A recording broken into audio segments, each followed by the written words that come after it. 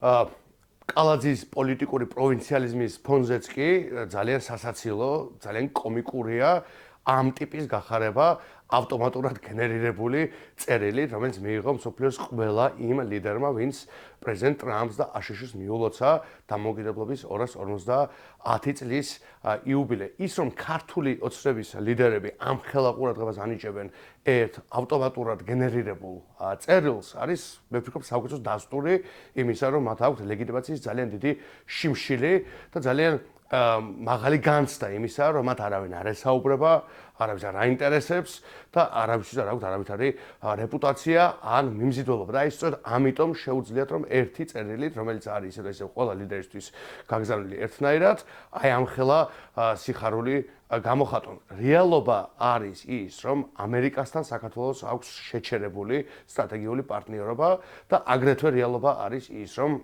ამავე ამერიკას მის სახელმწიფო მდივანს ძალიან მკაფიოდ აქვს ნათქვამი, რომ ხუთი პირობის შესრულების შემთხვევაში გახდება ნორმალიზება შესაძლებელია. თუ არ შესრულდა არც ერთი პირობა, თუ რეჟიმმა არც ერთი ნაბიჯი არ გადადგა, არც ნორმალიზება არ მოხდება. ამიტომაც ქართულ ოცნებას ვურჩევდი, რომ აი ფასადურ ავტომატიზებულ წერილებზე ზრუნვის და მისით გამოწვეული ყიჟინის მაგიერ ადგეს და რეალური ქმედითი ნაბიჯები გადადგას იმისათვის, რომ საქართველოს აღიდგინოს დაკარგული სტრატეგიული პარტნიორობა ამერიკის შეერთებულ შტატებთან.